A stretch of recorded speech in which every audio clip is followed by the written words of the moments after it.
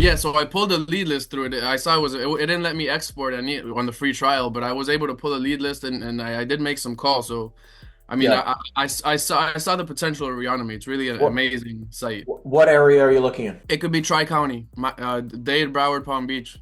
Mainly Dade and Broward. They're not concerned with location. You know, they don't want a good location. They want a good property. They don't care if it's like a shit property. So like Yep. Hialeah, Pompano. Okay, cool. So then let's do this. Let's do industrial. You want to do owner, phone numbers. Let's get you not sold within the last 10 years minimum. You need 50 to 60,000 feet. So let's do like It could be 30. 40 to 70. 50 to 60 is like the sweet spot. All right, let's do 35,000 in taxes to like 75,000 in taxes. Actually, let's do this. Let's do any, and let's do 25. I have an idea. Let's do building lot size. Let's do size. You said how big was the minimum? 40 is the minimum, 70 is the max. 50 to 60 is a sweet spot. Sometimes they're wrong. So let's do 80,000. And then let's just do properties. Let's see, not so within the last 10 years. All right, that sounds good. That works. Okay, industrial properties in the MSA you're looking in, tax amount may, keep it a higher, nicer property. Let's see what happens if I get rid of that. Building area is good, includes a phone number. I think this is basically what you're looking for. Let's hit apply. Yep. And these are all warehouses specifically? Yep, exactly. Correct. So 770 leads. We'll get this to you right away. So for industrial, and this is for 1031 buyer. And I'll export this right now for you. All right. And regardless of this deal, I mean, it's a good lead list just call and get leads. Yeah, Buyers, that's right. sellers, whatever. Yeah, I mean, Investors. this will get you started. It'll put you in a good place. So what I also want to do here is let's get into some focus. So we built out this tracker, custom tracker for all of our coaching students. This tracker here, basically, let's plug in some numbers for you, right? I'm going to give you actually access to this as well. So let's get you a copy link here, done. All right. Yeah, I saw your video on like how to use like the dashboard, the Excel sheet. Well, this is a different one. So this is a different one. So, but I didn't actually see the Excel sheet, like the link for the Excel. yeah, you'll get access to it. My team will get you access to it. But this one here is a different. This is a different tracker. We just custom created it for all of our coaching students. Let's break it down. So all you're going to do is you'll make a copy on here. So you can jump on that link when you have a minute. Do it after I plug this in first. So what, like average commission, let's just say you make an average of 2% per deal. I'm being conservative. Right now you're dealing with probably a little bit lower price point deals. So let's start with like $1,000,000. What's your commission check right now? Commission percentage average at your company? It's 80/20. 80/20. Right. Okay, cool. What's your monthly bills right now? Personally and professionally, everything total. We could say 5,000. Okay, great. $5,000 a month. And then how much cash would you like to add to your bank account by the end of next year? By the end of next year, Yep. you could put it at 150. Okay, cool. So we're going to add another 150K. And this will calculate saying that if you want to hit your goals, right? 2% average commission, $1,000,000 average price point, 80/20 split with your company, $5,000 in a month in bills, and put an additional 150K in your bank after taxes, right? Like, so this is taking into account taxes. You have to earn just shy of 400K next year. So at $1,000,000 price point, that puts you at around 20 transactions, $20 million in business. Okay. So $20 million transaction. 20 million total. Yep. 21 million dollar deals next year to make 400K to make sure you check all these boxes. Now, obviously, if you start closing some deals and all of a sudden you do like 3% average deal, per deal, it goes down to 13 million. If you start doing 4% average deals because you learn how to double in some transactions, now you only have to do 10 deals at $1 million. Yeah, or $2-3 million average deal size. Exactly. And you can start changing all this, right? Like all of a sudden now you go to like $2 million or something like that. Right now, all of a sudden it's only 5 deals for $10 million, right? So you'll make those adjustments as you go.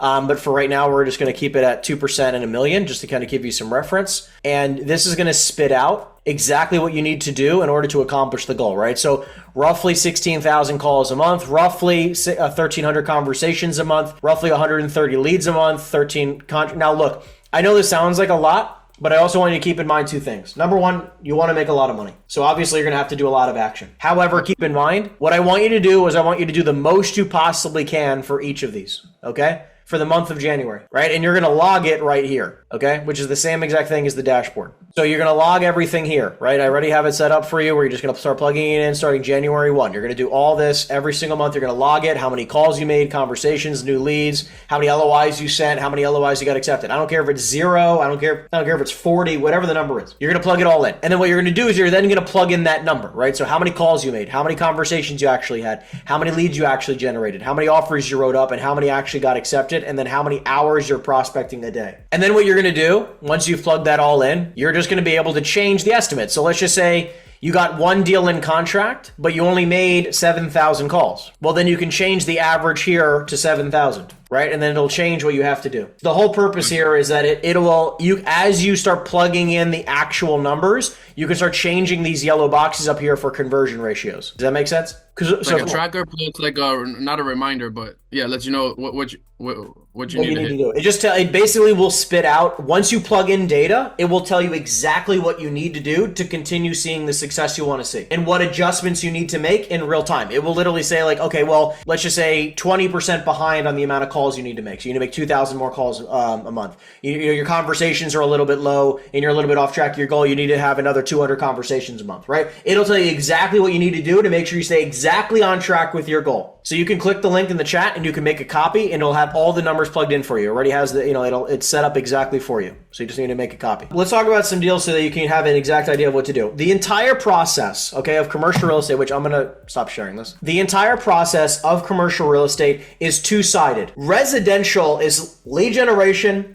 and then conversion to listings, right? Like that's it. The entire game of residential real estate is generating the opportunities and then listing as many of those properties for sale. That's it. If you boil it down to simple math of like how to make a lot of money in residential real estate, generate a lot of seller leads, list a lot of go set appointments and then convert it to a listing. Right. That's the simplicity in residential. In commercial, a little bit different. The upfront is the same. Generate a lot of seller opportunities. But instead of finding people who want to sell for any price to list it for sale, the whole purpose of commercial real estate is to find good opportunities at good deals for investors to buy at fair prices. And then so the first half is lead generation, and then the second half of your day is offer generation, generating offers because you're representing both sides. So you have the lead generation to generate the opportunities for seller business, and then the second half of the day is in calling up buyers and then trying to sell them on the property you just generated. Like to not even list it, like simultaneously. Right.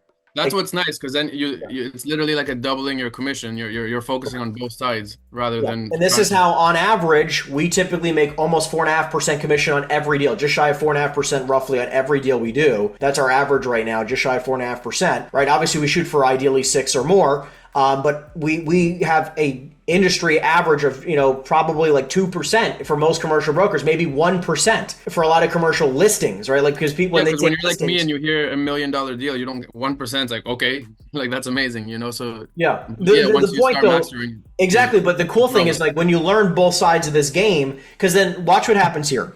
An average agent who's prospecting on the phone, right? Let's say it's like $1 million deal as an example. You're prospecting for a deal. And what happens is a normal corporate-minded only, right, listing-focused commercial real estate agent will make the call and then let's just say this person wants to sell and they want to sell for like $1.5 million. It's only worth $1 million, but they want to list it for $1.5 million. They're not willing to budge, whatever. The corporate thinking mindset is, let me book a time to go meet with them. Let's go sit down. Let me try to convince them to sell it for $1 million or so, because that's probably what it's worth. Let's say you take the listing at 1.5, hoping and praying you'll get the property owner to lower the price over time.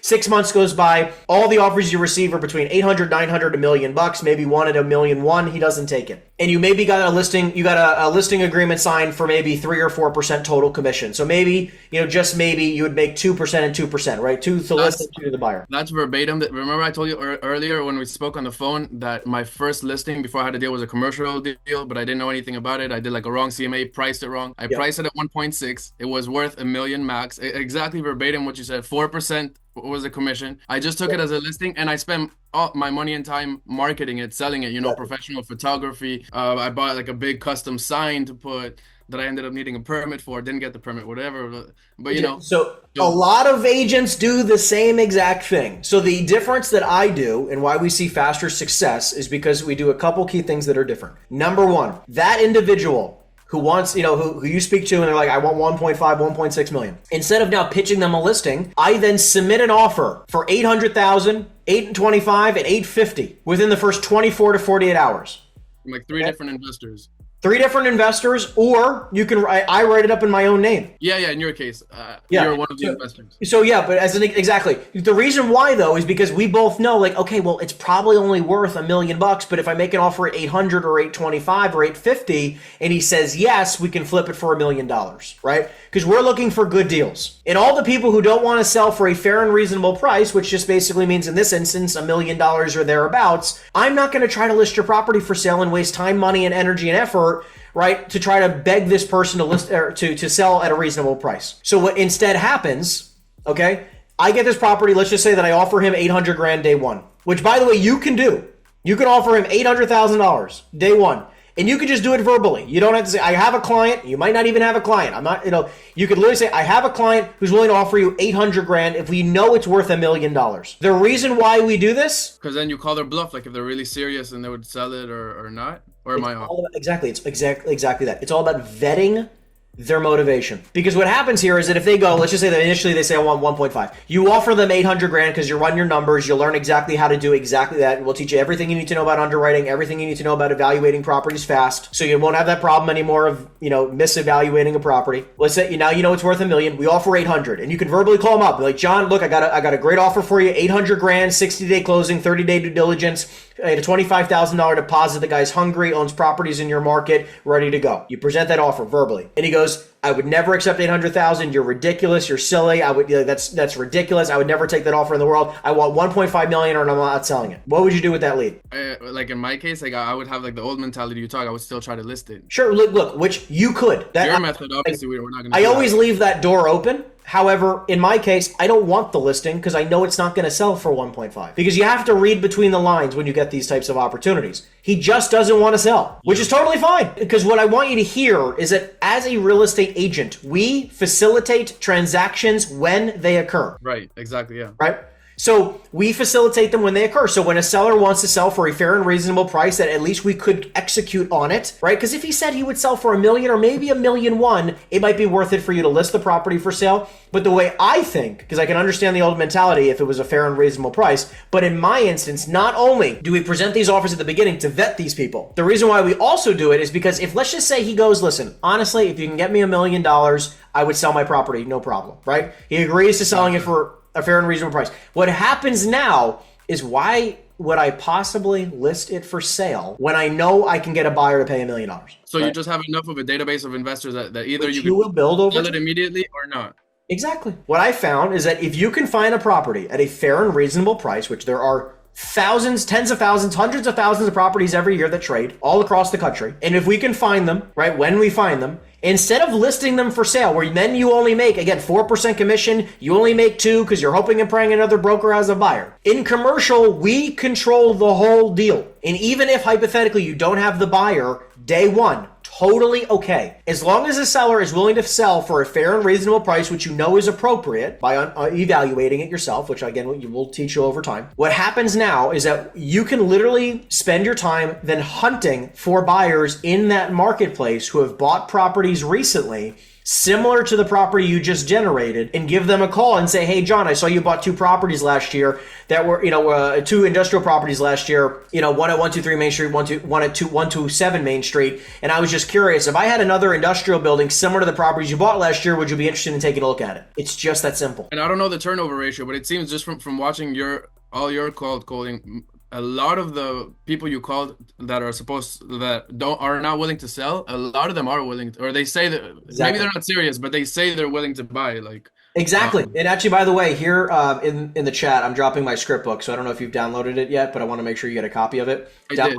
It literally has it has the exact script in there, which is the flipping that script, which is, I can totally understand you're not interested in selling the property. Would you be totally against possibly taking a look at a wonderful investment opportunity down the block? Would you be open to possibly buying another property similar to the one you have here at 123 Main Street and flipping them into a buyer? By the way, we've built a database of thousands upon thousands of very seasoned, vetted recommend buyers just by flipping the script. Yeah, I can imagine. That's what it seems like from watching the cold calls you have. Look, and by the way, exactly like you said, it happens all the time. They might not be interested in selling, but they might be interested in buying. You just never know until you try to flip the script on them, right? So what'll happen now is that, let's just say now, an average realtor, like you just said, right? They're going to spend the time for a listing. They're going to spend the money. They maybe don't sell it, right? You spend all the time, energy, and effort, and you only got 4% commission, 2% to you to 2% out. So even if you got ridiculously lucky down the road, let's say he came down in price after 4, 5, or 6 months of being on the market and you presenting a bunch of offers, he finally comes down to a reasonable price of $1 million.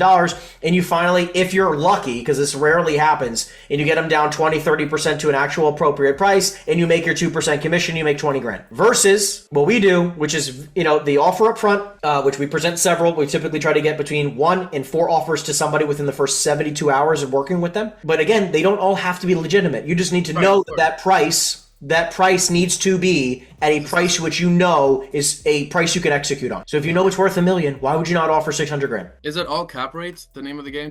For part of it. It's a part of it. It's not the whole thing. It's a part of it, right? Because if you look, if you can find a property, let's just say he wants a 6 cap, and you know that you could probably sell it for a 7.5 cap. Blanket statement, I probably can sell it for somewhere around a 7.5, 8 cap, especially in Florida. You could probably sell an industrial building for at least a 7.5 cap. One part of it is cap rate. So we'll probably, if we know we can sell it at a 7.5, you can't offer 7.5, right? So we offer a 9. Now, again, cap rate is a part of it. It also has to be a good price per square foot, right? For industrial specifically, right? In price per square foot, which you'll learn by studying the market and seeing what is listed, what is sold, it is all about mainly two things: cap rate and price per square foot, or price per unit for multifamily.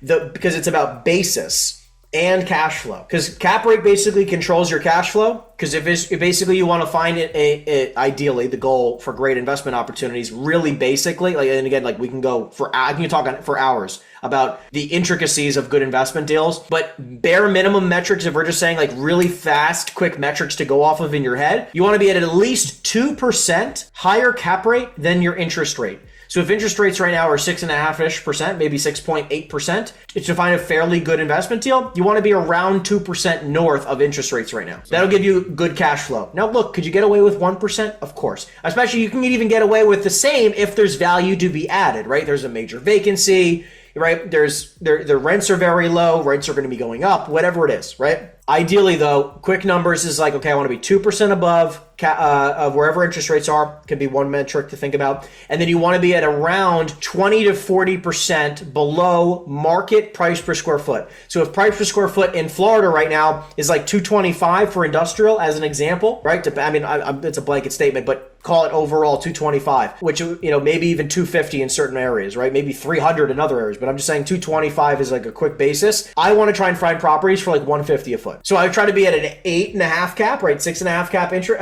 6.5% interest, 8.5 cap offer, plus around $150 a foot. If you can meet both those metrics, you could sell that deal tomorrow. Because it's a discounted price per square foot, below market basis, and the cap rate means you're going to cash flow day one. That's a home freaking run, dude. And obviously, you'll have to underwrite deals over and over and over again, build practice, which we'll do over and over and over again together. But I feel that I'm better at. I'm like a lawyer. I pay very close attention to detail, with the contracts. Cool. Obviously, I have much to learn, but... And look, at this point, I've underwritten thousands of properties, so you just learn through practice, but eventually you'll kind of get the process down of okay, income is that, my gross income is this, your expenses are this, your net income is around this, so okay, based on these metrics, I could offer X. You will eventually get to the point where okay, based on this rough estimate of income and rough estimate of square footage and what's going on in the property, you can offer X and feel pretty confident about it, which we'll work on together.